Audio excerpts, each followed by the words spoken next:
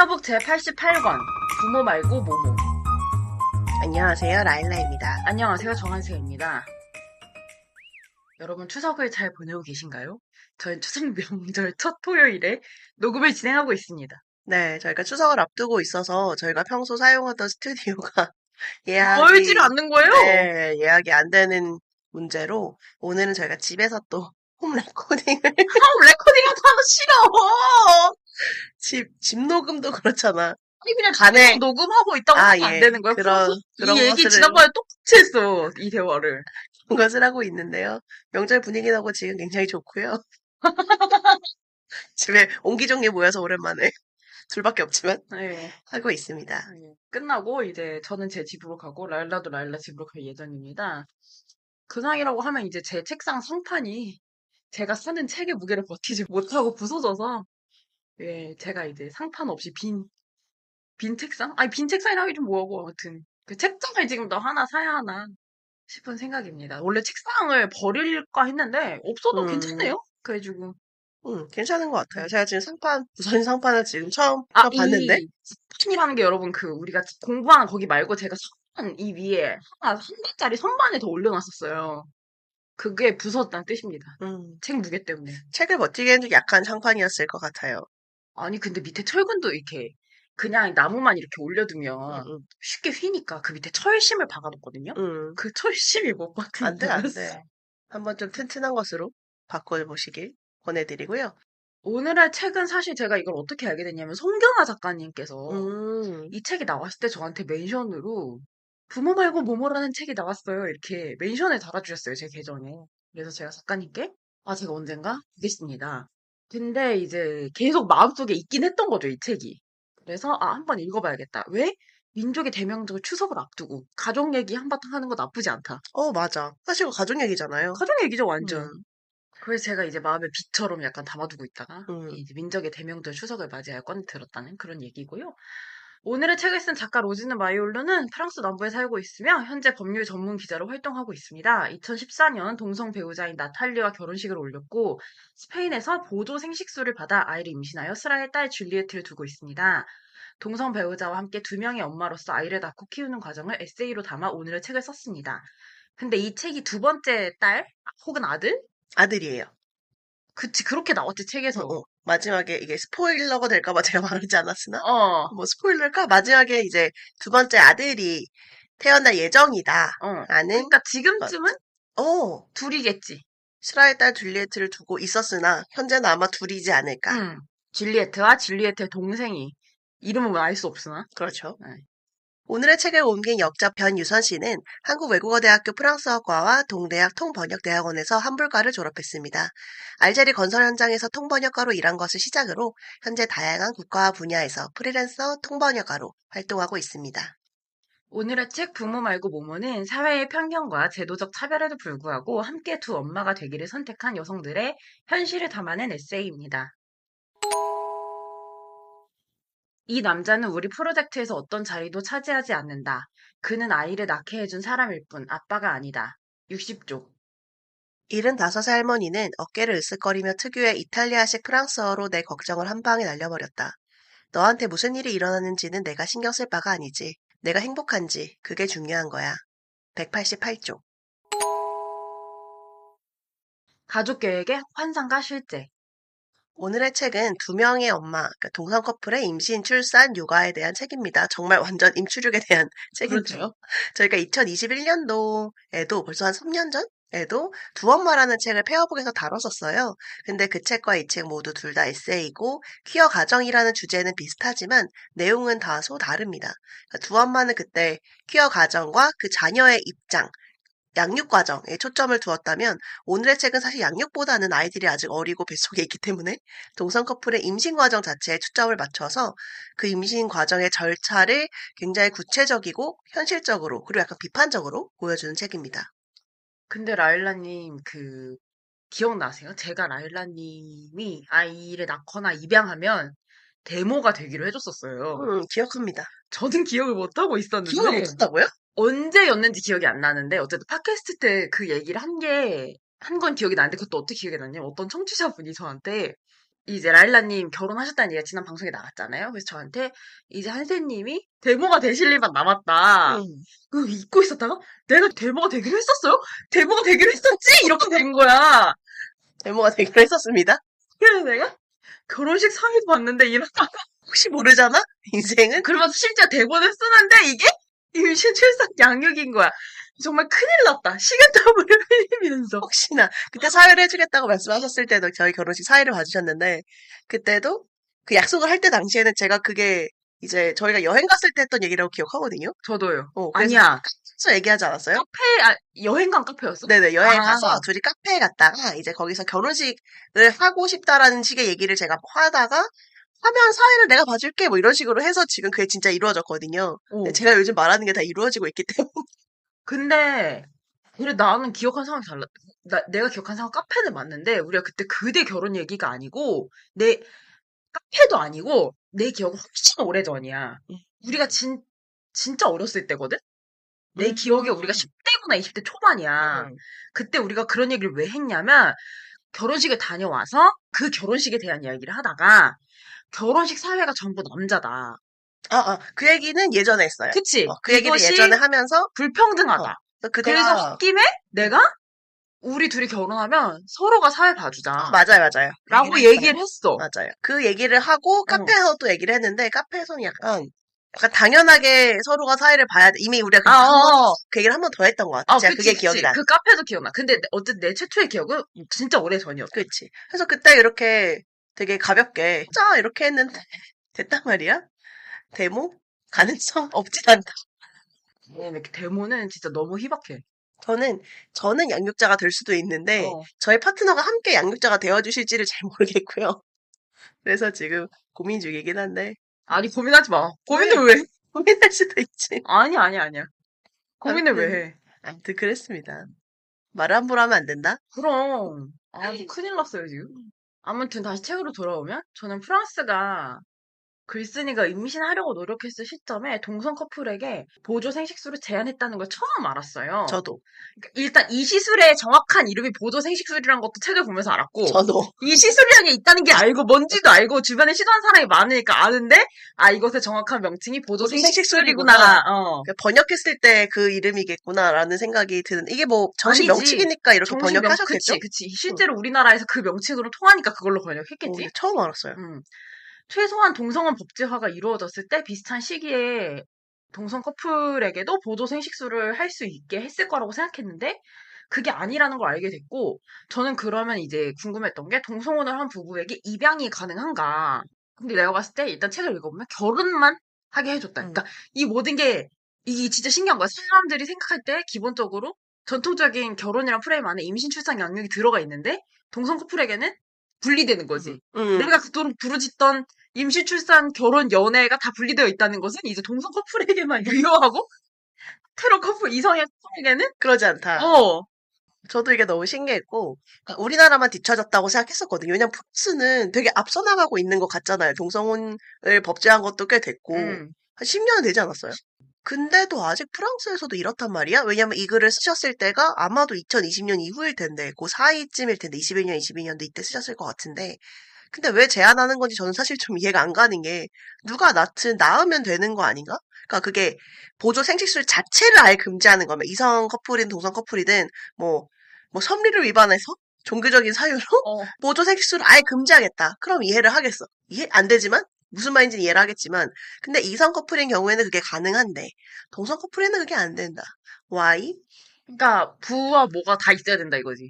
그 혼인된, 그러니까 혼인된 부와 모가 함께 너네가 있어야 사랑해서 한다. 결혼하는 건 그럴 수 있다. 하지만 아이에게는 아버지와 어머니가 다 있어야 하지 않겠냐. 진짜 별로. 뭐 내가 지금 좋아서 얘기한 것 같아? 그러네요. 그렇겠다. 그런 건가 보다. 맞아. 그래서 이 임신하기 위해 결국 이 로즈누와 나탈리도 국경을 넘는데 프랑스에서 안 되니까 이게 미국에서 임신 중지를 하기 위해서 주 경계를 넘잖아요, 실제로. 그것과 같은 얘기가 아닌가 하는 생각이 들었어요. 여성이 자신의 몸에 대해 결정권을 가지지 못하니까 이런 일이 발생하는 거고, 책에 서술된 대로 국경이나 미국의 주 경계를 넘을 시간이나 재력이 없는 사람은 임신의 기회도 박탈당하는 거고, 임신 중지의 기회도 박탈당하는 거죠. 그렇죠. 그리고 이게 국내에서 할 수 있는 사람과 할 수 없는 사람이 나누어진다는 것도 중요한 것 같아요. 그러니까 당연히 임신이든 아니면 임신 중지든 여성이 자신의 몸에 대해서 가지는 결정권의 문제인 것은 너무 맞는데, 근데 차이가 있다면 임신 중지는 기혼이든 비혼이든 모든 여성에 대해서 금지되어 있다면, 이런 보조 생식술에 의한 임신은 경우에 따라서 어떤 사람은 국내에서 가능한데 어떤 사람은 불가능하다. 아까 저희가 이거 보조 생식술 자체를 금지하면 또 모르겠지만 기혼은 가능한데 비혼은 불가능? 그리고 동성 커플은 불가능하다는 게 차별의 영역이지 않나. 그래서 이 책에서도 남성과 결혼해서 이 보조 생식술의 도움을 받고자 하는 사람은 뭐 집 근처에서 받을 수 있는데 본인들 어디 가야 한다. 이런 얘기가 계속 나오잖아요. 차별이죠. 차별이지. 근데 개인적으로 약간 다른 얘기를 하자면 이 책에서 되게 차별이라고 얘기하시면서 너무 힘들었다고, 막 이탈리아 가고 하는 게 너무 힘들었다고 하시잖아요. 음, 약간 속으로 음. 유럽 쪽에 사는 사람도 이렇게 멀다고 느낀단 말이야. 한국에서 가는 사람들은 얼마나 먼데? 약간 뭐랄까, 사실 그것도 좀 가깝지 않나라는 생각을 잠깐 했거든요. 맞아, 뭔지 알아. 프랑스에서 이탈리아? 스페인, 스페인. 심지어 이탈리아도 아니야. 가깝지 않나? 어. 물론 차별이지만 뭐랄까, 좀 가까운데 너무 엄청 힘들게 말씀하셔서 한국에서도 갈 텐데라는 생각을 잠시 했습니다. 그러니까 제가 이거 뒤에 저랑 라일라가 말하겠지만 아무튼 이 사람 너무 백인 기득권 약간 중심주의 사고방식에 그런 건 있어요. 진짜 대박이에요. 맞아. 그러니까 이 동성 커플에 대한 저희가 연대를 보내는 것과 별개로 이 쓰신 저자분께서 굉장히 백인 기득권층이신 건 맞는 것 같다. 너무 1세대 어. 뭐지? 그러니까 이게 맨날 기사로만 보고 그러니까 되게 먼 나라인 줄 알았는데 이웃 나라였다. 약간 내 곁에 가까운 백인 기득권이요 돼가지고 내가 너무 읽으면서 너무 힘들었어. 맞아. 그 얘기를 저희가 조금 이따 또 해보도록 하겠습니다. 아무튼 근데 어쨌든 그래서 어떤 방식으로도 임신을 하고 나면 막상 신고할 때는 누구 자식이냐고 묻지 않는 것도 그래. 신기하지 않아? 아니, 그러니까 그러면은 신고할 때 자체도 부랑 모를 같이 부르든지. 근데 그러면 그러니까 미혼모는 어떻게 할 거야? 그러니까 어떻게 할 거야? 그러니까 결국 아버지를 부르지 않는다는 거잖아. 어머니가 이제 신고할 때 그러면 왜 제한하는 거냐? 결국 계속 도돌이표 똑같은 어. 그래서 결국 이제 이게 너무 가부장제의 엑기스다. 그래서 여기 보면 이제 로진느가 줄리에트를 낳고 나탈리가 줄리에트 입양하잖아요. 근데 네네. 저는 그런 생각은 한 번도 안 해봐가지고 그게 너무 신기한 거예요. 왜냐하면 내가 생각하기에 호적상 한 명의 아이가 한 명의 어머니만 가질 수 있는 거 아닌가라고 생각한 거야. 왜냐면 우리나라는 이렇지 않을 거예요. 그치? 우리나라 이렇지 않아요. 그치? 그러니까 내가 아이를 낳았어? 아니, 랄람 이제 결혼했으니까 이렇게 하면 약간 안 되구나. 랄람이 아이를 낳았어? 습관처럼 저랑 랄람님 부부로 성장을 했는데, 랄람이 아이를 낳았어. 네네네. 그럼 지금 청부님이 입양하겠다고 한 거잖아. 그쵸? 그러니까 제가 아이를 낳고 그 어, 낳은 아이를 파트너가 입양한 거지. 이 그치? 책에 따르면. 근데 내가 생각하기에 한국인이니까 나는 그렇게 되면 라일라님이 어머니 자격을 박탈당하는 거 아닌가. 그치? 우리나라는 그렇게, 그런 거지? 입양을 하게 되면 그 전 부모와의 행정적 법적인 관계는 없어지지. 그치? 뭐 근데 그래도 뭐가 있을걸요. 뭐, 친권이 남아있지. 친권은 남아있지만 법적으로는 부모가 달라지는 거지. 그래서, 그러면 이제, 근데 이 책에 보면, 줄리에트에게는 서류를 떼면, 어머니가 둘인 게 되는 거잖아. 친권을 말하는 건가? 아니, 그니까 나도 그게 어, 헷갈리는 거야. 근데 어쨌든 여기 서류를 떼면 어머니가 둘로 표기된다고 어, 나오니까. 그래서, 신기했습니다. 근데 우리나라는 아마 그것도 안 될 거고, 더불어서 비혼 여성이 입양하는 것도 안 될 거고, 되는데 엄청 까다로워요. 까다로워요. 되긴 한다고 몇 년 전에 제가 여기로 바뀌었거든요. 근데 음, 사실상 불가능한? 음, 네, 그렇다고 제가 알고 있고. 음. 너무 복잡해요. 그래서 저는 사실 이 책을 이제 읽기 시작했을 때의 어떤 기대는 좀 더 법률적이거나 음. 행정적인 이야기가 많이 나올 줄 알았는데 첫 장을 읽는데 본인이 이제 정체화하는 과정부터 시작이 된 거예요. 그래서 너무 근본부터 시작인 거야. 그러니까 나는 이 과정이 이미 끝났고 가족의 생활상 이런 걸 보고 싶었는데 갑자기 자기 정체화 얘기가 나오는데 제가 좀 불쾌했던 게 이 사람이 퀴어라는 건지 아니라는 건지 약간 좀 의아한 음. 느낌으로 계속 글이 쓰이거든요. 착각인지 모르겠는데 사실 자기는 레즈비언 아니고 헤테로인데 어쩌다 나탈리를 사랑하게 되었고 나탈리가 여자일 뿐이다. 약간 음. 내가 한 10분 전쯤에 들었을 법한 음. 이야기를 하는 거야. 그래서 이게 스스로를 일단 퀴어로 정체화하긴 했는데, 단어가 그거밖에 없으니까 정체하긴 음, 했는데, 나는 돌연변이다라고 여기는 합법이라서 되게 불안한 시작이라고 생각했고, 새로운 성향이라고. 내 자신의 새로운 성향이다, 레즈비어니티가. 이렇게 봤거든요. 음. 그래서 내가 너무 당황한 거야. 이게 담배나 초콜릿 같은 그런 문제가 아닌데, 네 취향 이런 게 음, 아닌데. 이 성향이라는 단어가 가지는 이게 뭘까? 그리고 양성애자로 정체하는 방법도 있고, 뭐 퀘스처너리일 수도 있잖아요. 근데 너무 확고하게 이성애자 아니면 동성애자밖에 없는, 그래서 내가 또 다른 이분법의 세상에 이제 남녀가 아니라 이제 이성애와 동성애밖에 없는 세상에 내가 갇힌 거야. 그리고 음. 또 나는 부정당하고 정말 2달 내내 너무 힘들다. 에브리니우서는 여기선 저자한테 아, 모욕당하고. 근데 저도 그게 불편했는데, 그래서 제가 이 여성이 언제 태어났는지 찾아봤거든요. 근데 1980년에 태어났다고 해요. 그러면은 지금 저희 나이로는 한 45 정도 되신 분인데, 얘기를 쭉 보면 퀴어 친구들도 거의 없고, 퀴어 지인 자체가 없고, 본인도 퀴어로서의 정체성 장악이 되게 약한 것 같거든요. 그리고 헤테로로서 살아온 경험이 너무 길고 편견이 되게 많았던 것 같아. 퀴어 자체에. 맞아. 그리고 보면 되게 보수적이고 기독교도 부모님이랑 같이 자라면서 부모님의 보수적이고 기독교적인 정체성을 좋게 받아들이면서 자란 것 같단 말이에요. 그냥 좋게. 본인도 보수적이고 전통적인 사람으로 잘. 그래서 나중에 본인이 나탈리를 사랑하게 되었을 때, 나중에 성인 이후에 이것을 깨달았을 때 이미 본인의 가치관이 너무 정립되어 있어서 퀴어에 대한 편견이 너무 심한 것 같아, 이미. 그러니까 이성애나 동성애밖에 없다고 말하는 것도 저는 이 사람이 그 외의 개념을 모른다는 생각이 들었어요. 아니면 알려고 하지 않거나. 그래서 퀴어로서 본인을 인정하는 과정에서 느끼는 고민들이랑 부모님에 대한 어떤 복합적인 생각, 그리고 자식이나 정상성이 있는 가족에 대한 인식, 본인을 레즈비언으로 인식하기 싫은데 그걸 인정한다는 게 내가 남자를 사랑했던 과거가 없어지는 건 아니야라고 주장하는 게 너무 옛날 사람 같은 거예요. 약간 80년생? 근데 우리나라에서도 80년생이야 막 탈반하고 이럴 때라 그 모를 수 있다는 생각이 나는 해. 풀만하고 이럴 때라 너무 가슴 후벼판다. 어. 그 제가 1장을 읽고 이제 아 어떡하지? 그 라일라한테 일단 말하고 읽었니? 아직 안 읽었다면 조심해라. 음. 청구하고 조심해서 밟았음. 어디서 튀어나올까? 근데 1장부터 2장을 이제 들어갔어요. 이제 일단 한번 상처받고 마음의 준비 다시 하고 2장 들어가는데 2장도 가관인 게 마치 그러니까 이 로진느가 줄리에트를 원한 게 저는 무슨 생각이 들었냐면 이제 헤테로 커플에게 이게 되게 당연한 트랙처럼 나이가 차면 결혼하고 아이를 낳고 4인 가족을 꾸려야 한다.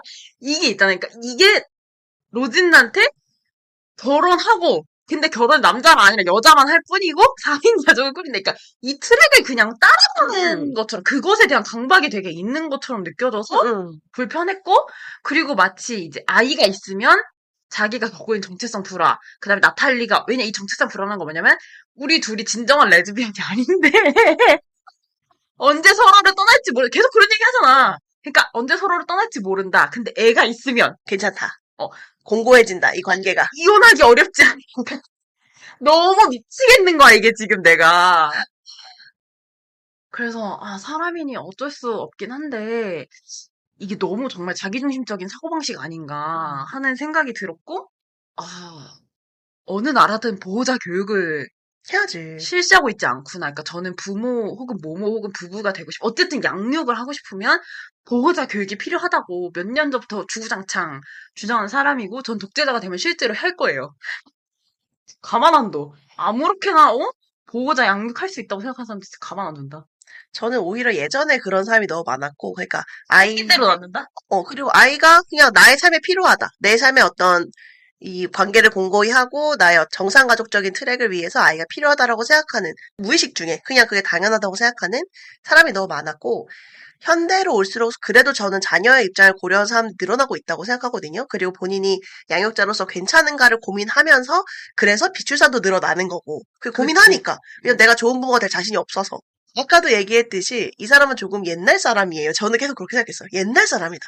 60년대생 같다라는 생각을 계속했고 근데 진짜 솔직히 말해줄까? 우리 엄마보다 더 보수적인 그러니까 그게 너무 백인 기득권인 거야. 그러니까 본인이 살아오던 삶에 불만이 없는 사람은 보수적이에요. 아, 그런 거잖아. 왜냐면 내가 살아오던 삶에 뭔가 불만이 있어? 혹은 사회를 바꾸고 싶어? 그런 사람들이 진보적으로 생각하게 되고 변혁적인 생각을 하게 되는 건데 이 사람은 살면서 불만이 없었어.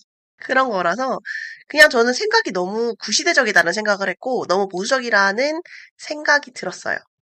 그래서 저는 계속 그 생각했어요. 이게 왜 옛날에 부모님들이 너 때문에 이혼 못했다, 그러니까 자식 때문에 이혼 못했다 이런 얘기 계속 했잖아. 음, 지금도 실제로 그런 소리 하는 부모님 계시고, 음, 그거에 그냥 여여판이다 라는 생각이 들었고, 53쪽에 이제 로진네가 임신하고 나서 이 시간이 지나면서 부모님이 나를 더 이상 레즈비언이 아닌 임신한 딸로 봐줬다라는 문장 자체가 레즈비언인 부분을 외면하고, 왜냐면 제가 늘 얘기하잖아요. 퀴어는 정말 비가시적인 소수자기 때문에 딸이 임신해서 나타났으면 레즈비언인 걸 잊을 수 있단 말이야. 딸이 임신만 게 너무 중요하니까. 그치, 그게 중요하지. 그냥 그런 거 아닌가.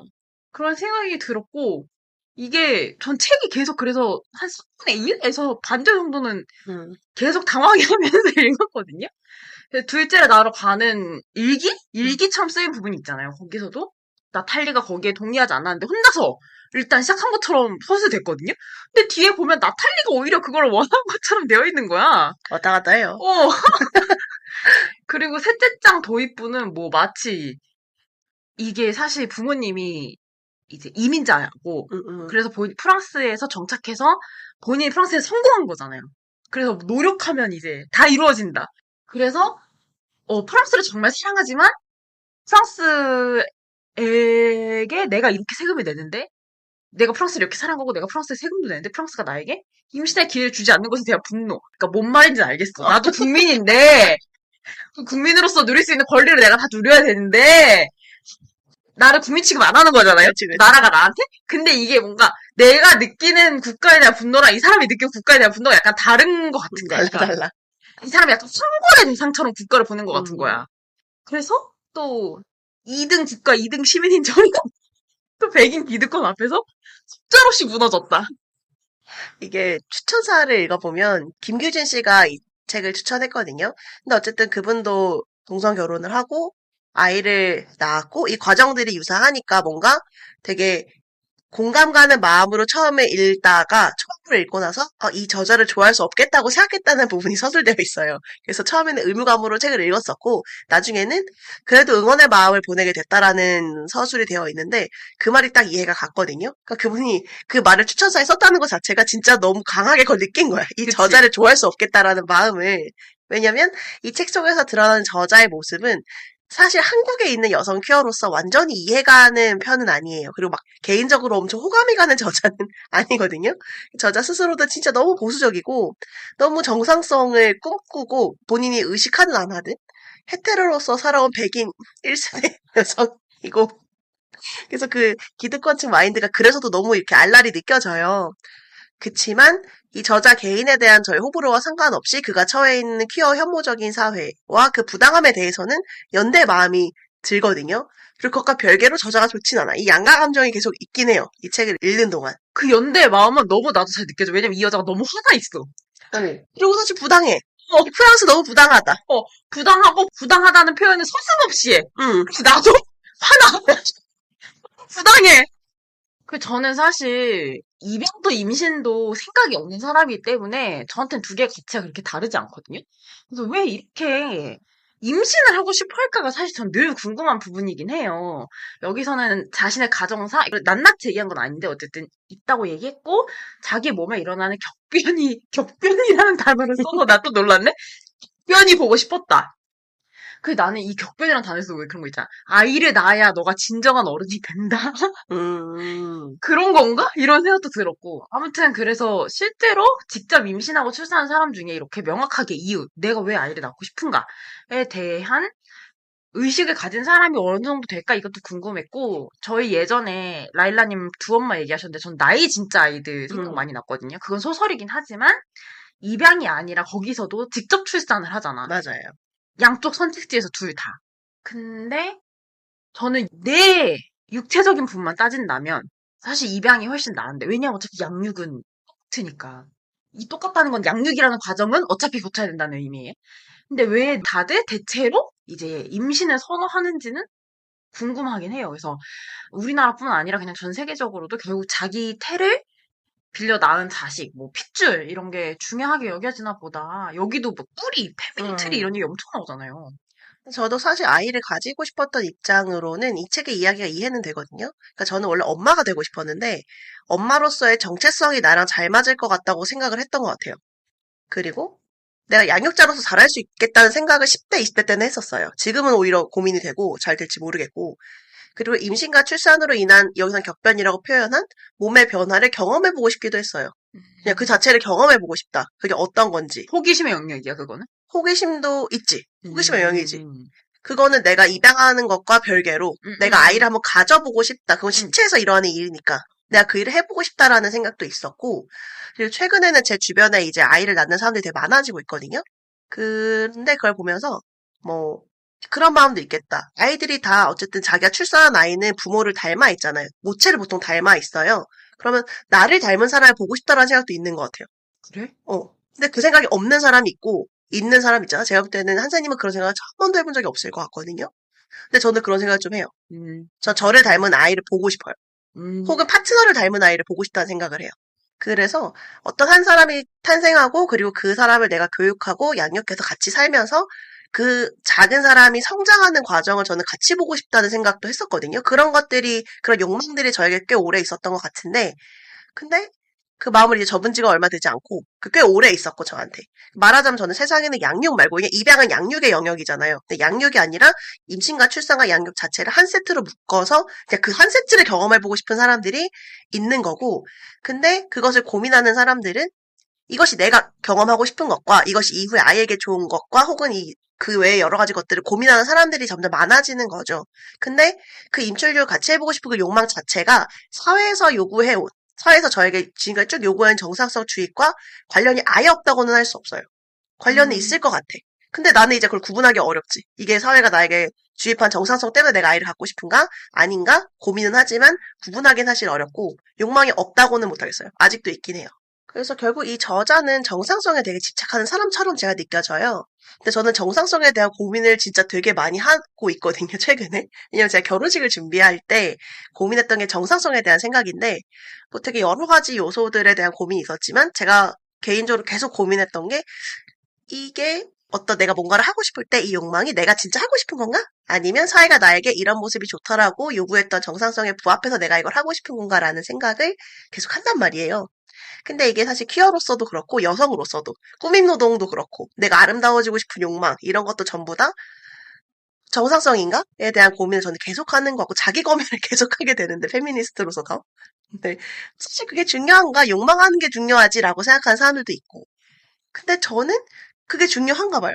그런 고민들이 자꾸 들게 되는데 그 경계를 구분하기가 진짜 쉽지 않고 나의 어떤 행동은 어쩔 수 없이 사회의 영향으로 인해서 뭐 나에게 좋지 않은 잘못된 욕망 예를 들면 너무 예뻐지고 싶은 욕망 아직도 있다. 저도 있어요, 어. 그거는. 하지만 그 예뻐진다는 것이 미의 기준 사회에서 부여한 정상성의 기준이다. 이런 생각들을 계속 하는 거죠. 근데 그건 어쩔 수 없는 것 같고 그냥 계속 고민하는 수밖에 없는 것 같고 그래서 저는 제가 결혼식을 하고 싶거나 아니면 아이를 갖고 싶은 욕망이 정상성 추구인가를 되게 고민했어요. 지금도 고민하고 있고 지난번에 소수도 그런 마음으로 결혼식에 대해서 썼던 건데 근데 이 저자분은 그런 고민은 전혀 안 하시는 것 같다. 그치? 그것이 내가 정상성을 추구하는 사람처럼 느껴지는 이유예요. 고민을 전혀 안 하시는 것 같고 그냥 자기가 처음으로 소수자가 되어서 사회에서 편견과 혐오를 받는 것이 화가 나는 것 같아요. 그럴 수 있는데. 너무 힘들었어. 그래서 뭐 상당히 전통적이고 보수적인 가치관을 가지신 것 같고 그게 계속해서 제가 불편하게 느껴지는 지점이구나. 근데 또 한편으로는 근데 이 사람이 정상적을 추구해서 가족을 선택했든 아니든 결국 이 사람의 선택이기 때문에 그건 또 그것대로 존중해야지라는 생각도 들어요. 그걸 내가 뭐라고 할 수는 없을 것 같아요. 그치? 본인이 선택해서 본인의 신체와 자산과 여러 시간과 여러 가지를 투자하고 여러 가지를 희생해서 어떤 면으로는 본인이 가족을 만들고 싶다는 욕망이 강하다면 내가 옆에서 너 그건 이 백인 기득권층아 정상성 추구야 이렇게 말할 순 없지 또. 근데 불편하다 나는 조금 아니, 그런 거. 나는 그런 말도 할 수 있을 것 같아. 그러니까 음, 나는 그 사람이 그러니까 이 사람뿐만이 아니라 누구든 나는 그런 생각을 해봐야 한다고 이제 주장하는 거고. 음. 근데 뭐 랄라는 말씀대로 생각 안 한 것 같아요. 그냥 본인이 아이를 갖고 싶다. 간다. 이런 것 같아요. 그래서 저는 좀 더 과정이나 절차에 집중한 에세이일 줄 알았는데 그것보다는 실제로 일기도 많이 맞아, 들어가 얘기예요. 있고 그래서 아, 난 또 에세이 사람은 아니다. 저 그 생각했어. 못 읽겠다 나는. 선생님이 이거 불편하겠다고 생각했어요. 완전 에세이라. 힘들었어. 너무 힘들었어. 그래서 화나고 아까도 말했지만 모욕적일 수밖에 없는 과정을 겪으면 쓴 거예요. 근데 맨날 화가 나 있는 거야. 어디를 펼쳐도 글 쓰니까 화가 나 있어. 근데 제가 최근에 한 3주 정도 너무 상태가 안 좋았거든요. 그래서 제가 병원도 진짜 많이 갔고 그랬는데 필라테스 갔는데 선생님이 왜 이렇게 됐어요, 선생님? 했을 때 스트레칭을 했어. 어, 처음이었어. 수업을 하는데 수업을 하는데 한 운동. 본 동작이라고 할 만한 거의 없는 스트레칭 했는데 스트레칭 끝나니까 약간 애가 사람이 된 거야. 어, 그래가지고 읽는데 좀 저도 힘들었고 음. 왜냐면 내가 상태가 괜찮으면 전 이런 책 읽어도 괜찮은데 제가 이제 힘드니까 나는 프랑스에도 화가 나고 이 여자한테도 대한민국에 나는 책을 내줄 출판사가 없고 그치만 저는 만약에 프랑스 혹은 이쪽을 가서 유럽에 가서 실제로 어떤 임신을 도전할 생각이 있으신 분들은 약간은 도움이 될 것 같아요. 그러니까 굉장히 힘든 과정이 필요하구나. 시간도 굉장히 필요하고 이런 것들은 좀 도움이 될 것 같고 프랑스에 사는 사람 얘기도 별로 다를 건 없구나 라는 걸 깨닫게 된 것 같은 글이었습니다. 저는 딱 하나 물론 여러 가지가 문제였습니다만 제일 큰 문제라고 했던 게 얘가 대리모 언급이 나와요. 맞아요. 나와요. 근데 저는 모든 대리모 언급하는 책의 저자나 역자나 출판사가 대리모가 얼마나 인권 침해적인지를 반드시 표기해야 된다고 생각하는데 여기 너무 긍정적으로 그려져서 왜냐면 이 저자가 그렇게 생각하니까. 그치? 그러니까 얼마나 애가 음, 필수적이라고 생각하는 거야 사람의 음. 인생에. 그래서 제가 지금 제 어, 구레나룻을 쥐어 뜯었습니다. 맞아요. 그렇게 생각하는 게 느껴졌어요. 이 책에서. 어쩔 수 없는 이 저자와 나사의 넘을 수 없는 강이 있다. 그치? 우린 둘 다 레즈비언 아니라고 하지만 이 사람은 우리 둘 다 퀴어지만 강이 있긴 합니다. 라는 생각이 들었고요. 읽으시는 분들도 아직 못 읽으셨다면 이제 요런 점까지 고려해서 같이 읽으시면 조금 덜 상처받고. 더 좋지 않을까 생각합니다. 네, 저희 그러면 이렇게 오늘 부모 말고 모모 마무리하도록 하겠습니다. 저희 유튜브 그리고 팟캐스트, 팟빵에 좋아요, 구독, 하트, 아무튼 좋다는 표현 모두 다 해주시기 바라고요. 그리고 저희 트위터와 인스타그램에도 하트 리그램 아니면 TM 원하시는 의견이 있으시면 혹은 추천할 책이 있으시면 언제든지 말씀 부탁드리겠습니다. 저희 최근에 라일라님이 그 결혼 후기 올리셨는데 그래서 좋아요랑 댓글이 많이 달렸어요. 궁금하신 음, 분들 가서 많이 읽어주세요. 네, 저희 블로그 소수도 매주 수요일, 매주는 아니지만 2주마다 수요일에 올라가고 있으니까요. 많이 관심 부탁드립니다. 다음 책은 허주원 작가의 붉은 궁이라는 책인데요. 이 책은 이제 제가 추천했는데 이 허주원 씨가 이제 한국계 미국인이에요. 저희 미국인 책을 가끔 하네요. 그죠? 근데 내가 그게 너무 흥미롭다고 생각한 것 1년에 같아. 한 번씩 하나 봐요. 예. 이게 제가 너무 흥미롭다고 생각하는 것 같아요. 그래서 이분이 이제 사극을 쓴 건데, 사극을 썼다고 어, 표현하는 게 맞나? 역사 소설을 썼다고 표현하나? 한국 배경에? 어. 어, 그래서 제가 느꼈던, 늘 말하자면 그 신기함. 음, 나라면, 내가 같은 사건을 소설로 썼다면, 역사 소설로 썼다면, 이렇게 안 썼을 것 같은데, 음, 이 사람이 진짜 잘 썼단 말이에요? 음. 근데 이 미묘하게 느껴지는 약간의, 이질감이 있어요? 저는 그런 게 늘 흥미롭다고 생각하는 모양입니다. 그럼 저희는 왜 그 부분이 그렇게 느껴졌는지도 한번 생각하면서 다음 편으로 돌아오겠습니다. 이제 좀 정신이 든 것 같은 정한세? 그리고 라일라였습니다. 프로페셔널 페미니스트가 되는 그날까지 페페였습니다.